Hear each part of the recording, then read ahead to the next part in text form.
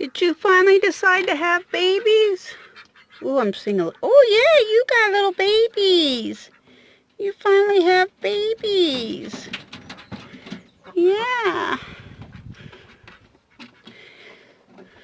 Not that many though. Very few babies. That's interesting.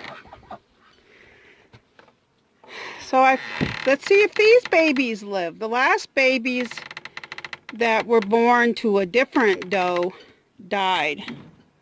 So hopefully these babies will live.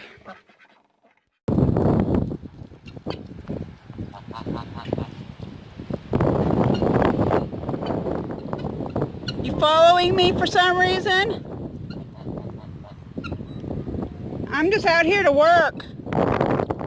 You guys have to go find your own food. That's why you're free ranging.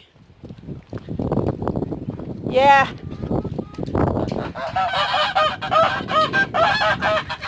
Hey, Mrs. Goose, you're filthy. You need to go take a bath. You're filthy.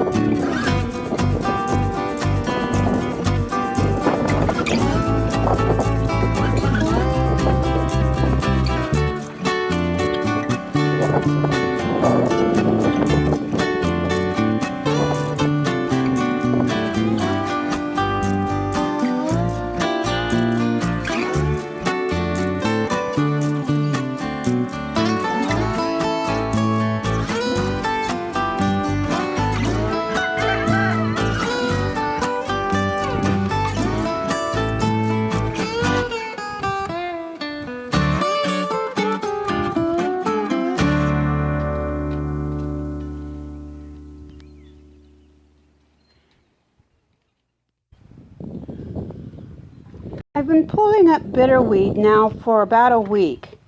Every day grabbing usually 2 to 4 buckets worth of bitterweed. We've had a lot of wind, a lot of hot sunny days, so I get worn out pretty quickly. I've been trying to get rid of this bitterweed for I don't know how many years now. It was a good, I don't know, 4 or 5 years ago that I really started noticing the goats just would not. I first started noticing the plant, and then I noticed that the goats were refusing to eat it, that everybody was ignoring it. And so I went on one of those sites on Facebook or groups where you can ask people about a plant, and I was told it was bitterweed and it's toxic. It will kill the animals, and so they just won't touch it. Honestly, this plant doesn't smell very good, and it's, I don't know, oily or something. It leaves this horrible stinky residue on my hands, so I don't like to pull it up with my bare hand because it's hard to get it off with soap. So I've been pulling this up, and in this area where I've been pulling up in the chicken yard area, one year I actually set brush piles in different places and burned right there the bitterweed. I put all the cedar on top of huge patches of bitterweed and just burn it, hoping to kill all the seeds. And the next year it just filled up. That whole area just filled up. And it was very frustrating because I'm trying to get rid of this, and it just seems like it doesn't matter how much I pull up, it still grows in those same areas the next year. I have discovered bitterweed. Well, you can't compost it because it has that toxicity in it, and that will invade your soil. So, and just using a weed burner, pear burner, it doesn't even singe the plant. It's like it does nothing. It's really this plant is hard to get rid of. What I have found is I will pull it up, I will put it into a garbage can, let it sit for a few days so the plants start to dry out and are dead. These plants will not burn if alive.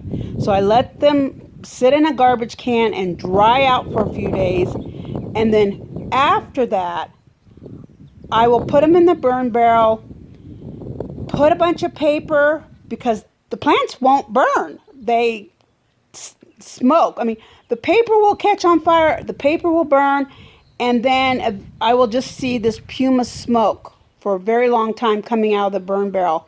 And it does turn it to ash, so it is burning it up, but it doesn't burn like paper, cardboard, and other things burn. It just, this pumice smoke comes out. And so that's what I keep doing. And here's a close-up of the plant, what this plant looks like. It's a pretty plant, but it's just ugh.